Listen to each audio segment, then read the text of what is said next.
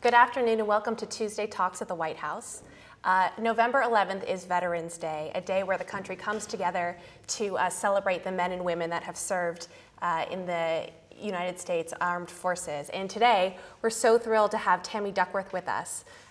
Tammy is the Veteran Affairs Assistant Secretary for Public and Intergovernmental Affairs. I'm going to turn it over to Tammy to give a brief introduction, but the way that this is working is you've been sending us your questions on Facebook for the past couple of days. There's a live chat that's happening right now. If you go to whitehouse.gov/live, you can click the link to jump into the chat where I'll be taking your questions live for Tammy. To introduce myself, I'm Corey Schulman in the Department of New Media, and I'm going to turn it over to Tammy for a brief introduction before we jump into your questions. Great, thanks, Corey. Well, it's a real pleasure to be here. Veterans Day is the 11th of November. It's actually observed on 11/11/11, so the 11th hour of the 11th day of the 11th month. It comes from the armistice that ended World War I. It's actually a day for us to celebrate those who have served. Sometimes people get Veterans Day confused with Memorial Day. Memorial Day is a day that we celebrate and honor our fallen heroes. But Veterans Day is a day to go out and find those veterans that you know and say thank you for your service and to observe them and just observe the great sacrifices that they've made for us. Great, thank you. So without further ado, we're going to jump right into your questions.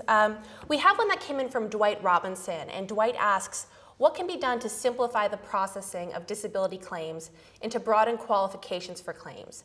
For example, PTSD, unusual circumstance, PTSD claim pending. Absolutely. Well, that's a really good question because it's something that we're working on actively at VA right now. One of the big efforts that President Obama put into place was in May of 2009, and he charged both DoD and VA with creating a seamless transition system, the virtual lifetime electronic records, where when you leave the military and you come to VA, your records will transfer with you so that we don't have to go back and try to recover old records. And that's going to cut down on the processing time tremendously. Another thing that you can do as a veteran yourself is within 5 years of a deployment, come to VA and get into our system. You can come at any time, you can get in, come for a physical, you hurt your knee, you twisted your ankle while on deployment, whatever it is, come and get into the system as soon as you get out because that really helps. The final thing that you can do is if you can come to us, say you're retiring or actually separating from the military, come within that first year. So many of the illnesses and ailments are considered to be presumptive. That means we assume that it's from your military service if you come to us within the first 12 months of being discharged. If you wait beyond that, now you get into the process of having to prove that it was caused by your military service and not by something else. So timing is really important. Okay. The next question comes from Dave Equality Casker. Dave writes, I'm interested in hearing a progress report on the Defense and Veterans Brain Injury Center program and other interdepartmental work between the Departments of Defense and Veterans Affairs. Oh, absolutely. Well, we're working very hard on the brain injury issue. And when you talk about brain injury, you also have to talk about post-traumatic stress because the symptoms of both can be very similar and sometimes they mask each other. A large percentage of our men and women coming home from Iraq and Afghanistan have a mild or minor form of brain injury, and many of them may also have some form of post-traumatic stress.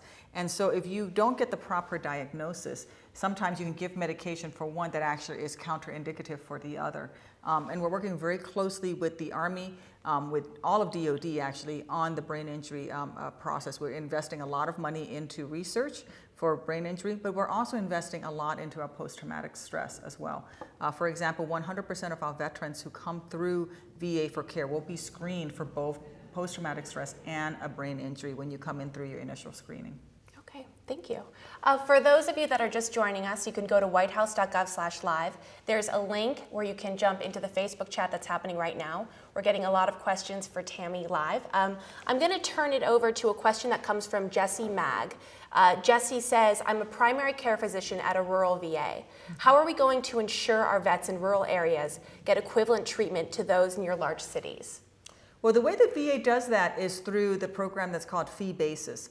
And what Fee Basis does is that it allows our veterans who are too far away from a VA medical center to go to their local physician of choice, and we will actually pay that physician to take care of our veterans. For example, I get my artificial legs made at a private practitioner, because number one, when I first came into VA, they did not have services adequate enough to support my needs. So I asked for it and was allowed to do that. If you live in a very remote area, you can also, if you want to come to a VA center, you can actually apply for and get refunded for your travel costs as well to come to VA. Okay, thank you. We've had a couple of questions come in on Don't Ask, Don't Tell. Alvin Charles asks, what's VA's sort of stance on the policy? And Alan Fan had a similar question. Can you speak a little bit to your take on Don't Ask, Don't Tell and where VA stands in that? Sure. So there's a little bit of confusion because Don't Ask, Don't Tell is a DOD policy. It's not a VA policy. So we have no position on Don't Ask, Don't Tell as far as military service. We don't deal with that. I will tell you that VA does not discriminate when we treat our veterans. We will take care of all qualified veterans, all those who qualify for VA care, regardless of their orientation. Okay, thank you. The next question comes from Julia Sink. She asks, why are there homeless veterans and what is being done about it? Well, it's a really big problem. There's 107,000 homeless veterans on the streets of this nation any night of the week. That number is down. 18 months ago when the president first announced and Secretary Shinseki came up with the 5-year plan to end homelessness, there were 131,000 homeless veterans on the streets. We're down to 107,000. We'd like that number to be 0 within 5 years. And the goal in the homelessness program is to stop that downward spiral. In fact, what happens is when somebody is homeless, a lot of things have already failed. Maybe they didn't get the medical care that they needed for their post-traumatic stress. They could have begun to self-medicate with drugs and alcohol. That leads to them losing a job. Maybe they needed help keeping that job or finding a job. They may have needed to be able to get training to get into schools. So there's a lot of things that have gone wrong when the veteran finally ends up homeless. What we're trying to do in VA, in addition to increasing the number of facilities where a veteran can move into transitional and then permanent housing, is to stop that downward spiral. Stop that process where you're turning for help and you're not getting it, and one thing just leads to another. We're working as hard as we can. We're down to 107,000. We're hoping that that number will be down even more in a few months when we do another count. But the goal is 0 in 5, because any time a veteran sleeps on the same streets that he or she defended, we are all dishonored. Are there things that people can do, ordinary people across the country, that can contribute to sort of the mission of Veterans Affairs, and particularly on Veterans Day? That's a really good question. So what everybody can do is, number one, you can thank a vet for their service. And not just the current generation, not just my generation of Iraq and Afghanistan veterans. A lot of people never thank the Vietnam veterans for their service and their sacrifice. But there are many things that you can do in your communities. You can, number one, learn by heart the counseling hotline that we have, the mental health hotline, 1-800-273-TALK, T-A-L-K. And that way, if you know of a veteran who maybe needs to have some counseling, they can actually call that 800 number 24 hours a day and get help for mental stress. You can, if you are an employer, you can certainly help employ our veterans, offer them jobs. You can, if you know somebody who's deployed, you can certainly support their family members. It's getting to be winter. I'm from Chicago. I know there are a lot of folks in Chicago who will be worried about who's helping my wife at home, who's helping to shovel the driveway. And something as minor as that can make a really big difference. Thank you. So the next question comes from John Stephen Dwyer. He asks, how will the VA handle the mental health needs of veterans returning from Iraq and Afghanistan? Former First Lady Rosalind Carter has been very vocal in her concern that mental health needs of these veterans are underserved. Mental health needs of veterans is a really important issue. And one of the things that I mentioned earlier that we're doing at VA is we're screening 100% of our Iraq and Afghanistan veterans when they come through the doors of VA. Even if you come in for a sprained ankle, your first time through a VA facility, you will get screened for traumatic brain injury and post-traumatic stress. That's really critical because many people don't even know that they're suffering from post-traumatic stress. We're also expanding services across the country. I talked about the mental health hotline. We also have a chat room. We developed the chat room because we realized that a lot of our vets are still in the service. They're still deployed. They need to be able to talk to a counselor even while they're downrange in Iraq or Afghanistan. So we have the chat room. It's suicidepreventionlifeline.org.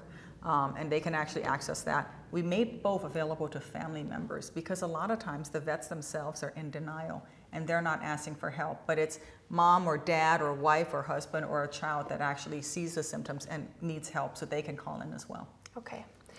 We've got, this is more of a comment. This is from Jim Starwitz. He says, hope you mention Vantage, blogs.va.gov/Vantage. The new VA interactive blog, so the brothers and sisters know that there is use, and check it out. There's a press release yesterday. Too bad we didn't have this technology in the last 4 decades. Great job. Can you speak a little bit to the new blog? Sure. I think that question was planted. I'm not sure. I know. Do you know Jim Starwitz? I don't know Jim, but I am so proud of it. So what I did when I came to VA 18 months ago, when I was appointed assistant secretary, was I decided that we needed to have an office of new media. And I went out and recruited and was able to convince Brandon Friedman, our director of the Office of New Media, to come on board. And he's really spearheaded our new media efforts, social media, networking, all of those resources. And then Brandon then went out and was able to recruit Alex Horton, who used to write the blog Army of Dude. If any of you read it, it was I love the haikus. Great blog. And so we just launched, after a lot of hard work, the VA's very first blog. And please, all of you out there, come to the blog.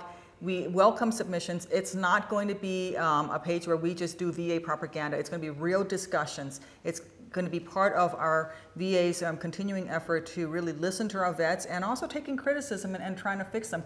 That's one of the hallmarks of President Obama and this administration, is that we are listening and we are admitting our mistakes when we make them, and we certainly are always trying to improve. So please be part of the community, and I really look forward to these discussions. Thanks. If you're just joining us, go to whitehouse.gov/live. There's a link to the Facebook live chat where a number of questions are coming in right now for Tammy. This one has just come in from Carol Ann Jacobson. She writes, my husband is a 100% disabled veteran. Why aren't there more programs for wives of veterans? So part of the issue, number one, if your husband's 100% disabled, service-connected disabled veterans, there are many benefits for the spouses. There are educational programs that are available to you. VA will pay for your education so that you can go out and start a new career if that's what you need. You can get health care through VA if you're the spouse of a 100% service-connected disabled veteran. So there are programs for spouses. At our vet centers, we have counseling for all of our vets and their family members as well, so you can come in for counseling. But you're right, there needs to be more. VA is, we are mandated by Congress, and there are public laws that says who we can serve and who we cannot serve. We expand our benefits all the time, but I do think that there is a need for more, and hopefully you'll work with us and work with your members too. If you want to see our services expanded, then that's one of those things that will have to be legislated. Okay. The next question comes from Kevin Rolls. He asks, what's up with the backlogs in the claim system, especially the appeals department? Sure. So we're working to fix that. And if you have listened to me in the past, even before I came to VA, you'll know I'm one of the biggest critics on this. VA has a really interesting situation. On the one hand, we have the nation, if not the world's best, electronic medical record system. On the other hand, in our benefits administration, we're completely paper-bound. When President Obama took office, when Secretary Shinseki took over, that system was paper-bound, literally sheets of paper with people's records on them. One of the things that we can do to fix the backlog is to go to an electronic system. And I'll give you an example. When I left Walter Reed Army Hospital with my DOD medical records, I had to go to VA to get signed in. I had to wait 3 months for a medical exam. I went into the medical exam. The VA could not accept the DOD electronic records, and I had to strip down and prove that I was still an amputee. It was humiliating, and it was wrong. And as part of the administration at VA, I'm making sure that that never happens to another veteran. So we're doing that through the VULER, electronic lifetime medical records, electronic lifetime records. We're doing that through partnerships with DOD so that you only get one evaluation for your medical status when you leave DOD and come to VA. And we're working, as hard as we can to get rid of that backlog. It's still there. It's smaller than it used to be, but it's going to take a while to work through it. And we have hired thousands, literally thousands of additional staff to work through that backlog. Okay, thank you. The next question comes from Tim Mitchell. He asks, how many disabled vets are getting care, and why don't we hear more about their success stories? Well, here's the really interesting thing. There are a little over 23 million veterans in the United States, but only 8 million have come to VA and get their benefits. So one of the things that you can help is to spread the word. A lot of veterans don't even think they're veterans. I get a lot of female veterans or veterans from peacetime eras who think that you have to be a combat vet to be considered a veteran. That's not true. So there are a lot of myths out there about what benefits you can get and what is and isn't available. The best thing to do is to go to a VA medical center, go to a VA regional office, or to a veteran service organization and fill in the forms and put in for your benefits. A lot of veterans get care. I think that more veterans get care than people realize, and most veterans are very happy with the care that they receive. I'll tell you that we've been rated as the best medical care system in the country time and again. Our hospitals are always in the top 100 top hospitals in the country rated by organizations like US News and World Report, third-party, unbiased third parties. So those that are in the system and know about it and are taking advantage of it are very happy. Unfortunately, there are going to be problems. Any big system, there'll be problems. And sometimes those are the most sensationalist, and those are what you hear about when there are literally millions of veterans getting great care and who are very happy with the care that they receive. Okay, Robin Shotek has sort of a follow-up to a question you answered earlier.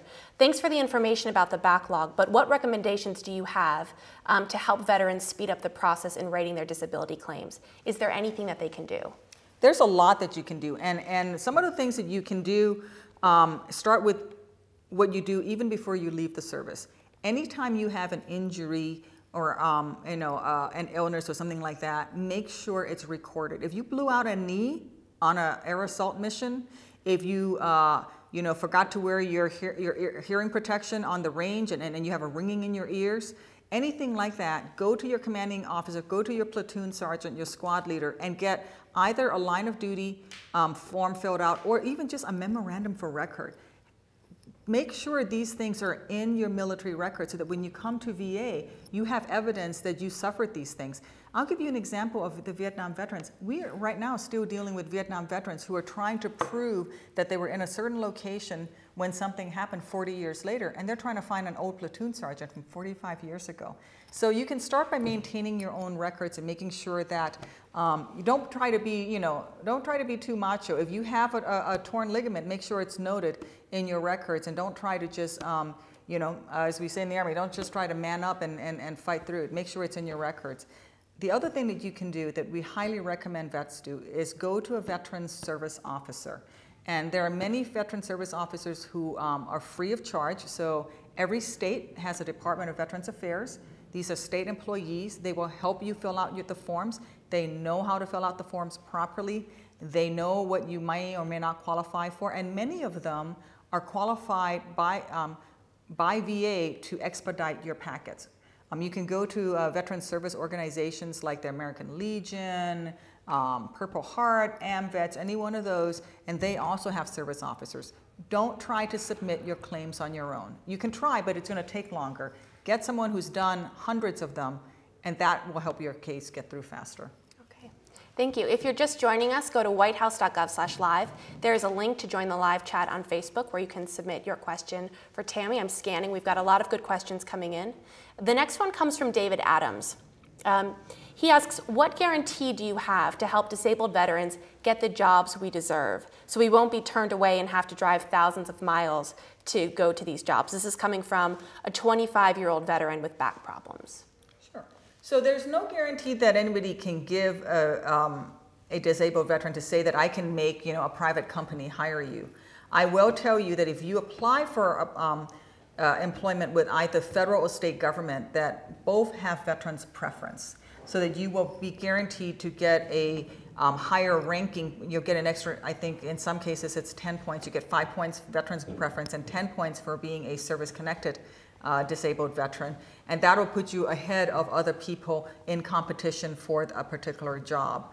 You can certainly come to VA. We have an assistance program that will help you apply for and get federal jobs, that will help you with your resumes, will help you fill in the application and all of that types of thing. And that's, you can find that through our VA webpage, va.gov. Just search on Veterans Federal Employment and you'll get to that office. So, there's a couple of things you can do. Apply for those federal and state jobs. Make sure that your training is up to date. If you need any training, vocational rehabilitation, you want to go back to school, come to VA. We will help you find a way to be able to afford the training that you need so that your skills are current and marketable. Thanks. The next question comes from Ir Carsto Montera. I would like to ask why we're not more helpful to the veterans or retired veterans. They get shuffled a lot, and I was under the impression that they were not eligible for the VA hospitals, but they were eligible at the base hospitals. Okay, so that's a mistaken impression. All service-connected veterans are eligible to come to VA for care. And that is if you have a disability that comes from your military service. You are also, we have what's called a Priority 8 veteran. And those veterans, Secretary Shinseki just opened enrollment back to them. It was closed during the Bush administration, but Secretary Shinseki reopened enrollment for those veterans. And those are veterans who served, but who don't have a service-connected disability, but and also make too much money to traditionally have been able to be qualified for VA care. We've reopened Priority 8, so even those veterans can come to us for care. So it's not so much that we don't care for veterans. A lot of veterans don't come. The DoD component is maybe where you're getting a little confused, and that is in order to continue to receive care from a DoD facility, you have to be a military retiree. And not all veterans are military retirees. If you only did 4 years of service and you left, that's not a retirement. Okay. The next question, this comes from Robert Shostak. He said, over the summer, there was news about implementing new regulations concerning PTSD claims. What were these new regulations, and how will this impact future PTSD claims? Sure. So what's the regulation you're talking about is, I think it's still in the public comment period. It's something the DoD proposed, and it basically is a presumptive ruling, and that means that if you were in theater in Iraq, in Afghanistan, in Kuwait, if you were in theater in the Middle East and you come home and you are diagnosed with post-traumatic stress, we will presume that your post-traumatic stress is caused by your deployment. You don't actually have to prove, as you used to have to do, that you were in an actual firefight, that you saw something traumatic, which is the way it had been previously. So this new ruling is something that is in the comment period right now, I believe.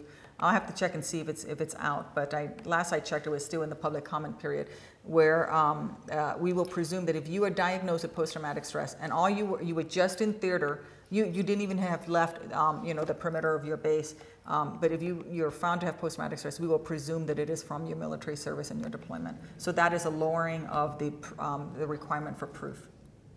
Okay, the next question comes from Brian Hawthorne. Tammy, thanks for all that you do for our nation's heroes. Okay, that one's planted. Hi, Brian. So Brian asks, can you talk a little bit about outreach to student veterans? What's the VA doing to support our vets using the GI Bill who are struggling in school?